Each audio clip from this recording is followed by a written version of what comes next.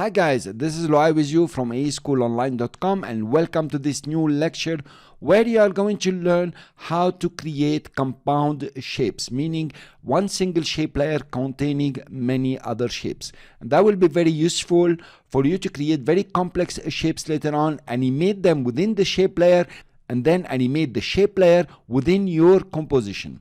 I know it sounds a bit mysterious now, but you will see it's pretty easy and pretty simple. Let's create a new composition and we call it Walking Man, and that's what we are going to do. We leave it at 1280 by 720 and 3 seconds. Let's leave the background to black, we can see better. So I will start by creating the Walking Man. I will start with the ellipse and I will choose the color, for example, red. Okay, really plain red, something like this. And I want a stroke of, let's make it white, the stroke, and make it only 2 will do for now. Okay, I will click and drag to create the torso. So that's a nice torso. The man is a bit fat. Now you notice that a shape layer has been created, of course, and there is inside an ellipse. I can rename this ellipse. I will press enter and call it a torso. Okay, now that is very practical. Not only you can rename the layer, say man, but you can rename also the shapes inside the layer. While having the shape layer selected, I will select now the rounded rectangle and start drawing a leg, for example. That is a nice fat leg, it's cool, but I need to change the color. So I press on the selection tool and notice it will select for me the leg or the rectangle one I have done. I will rename it, let's say front leg. Change the color, let's go for bluish. Okay, something nice. You can do any color you want, no problem.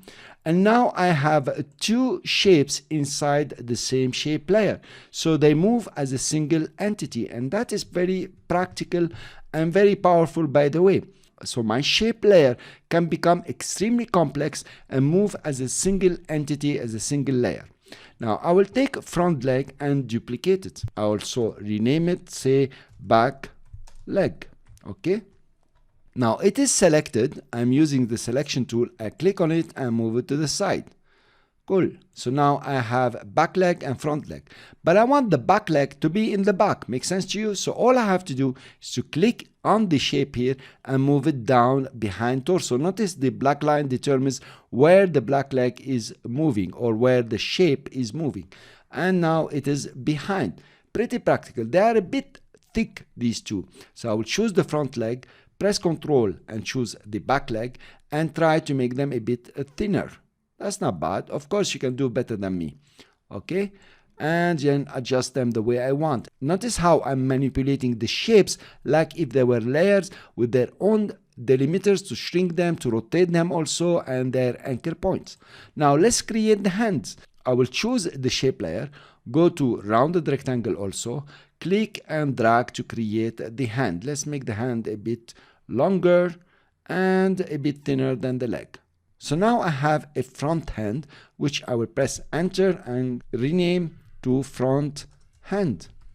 Press enter again. I will take the front hand and duplicate it. I will have now the back hand.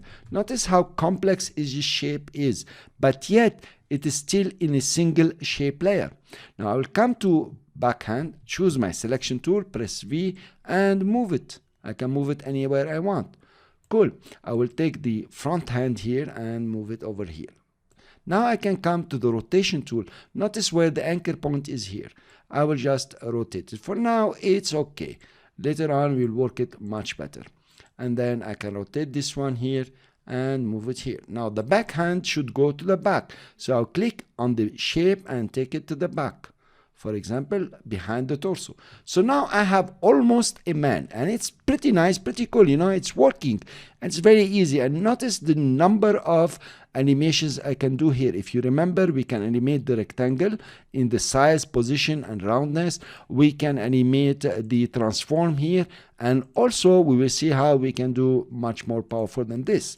So let's create the head. I will select the shape layer, choose ellipse, and come and create the head. Okay, that's a cool head like this. Fine. Yeah, I'm pressing spacebar to adjust it. Inside the head, I will press Alt and zoom in. I want to put an eye and a nose. The eye, I can use the ellipse, for example. I click and drag. Okay, make it like this. Fine, I'll select immediately. I can change the color. Let's make it dark blue so we can see the eye. And let's remove the stroke from it.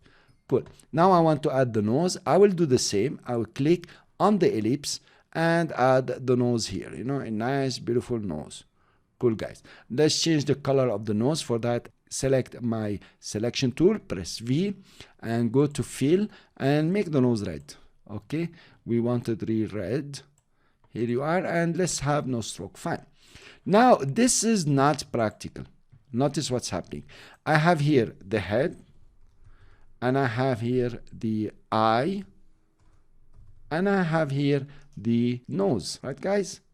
But when I'm animating, it is not possible to animate the head, then animate the eye, and animate the nose. There are three of them.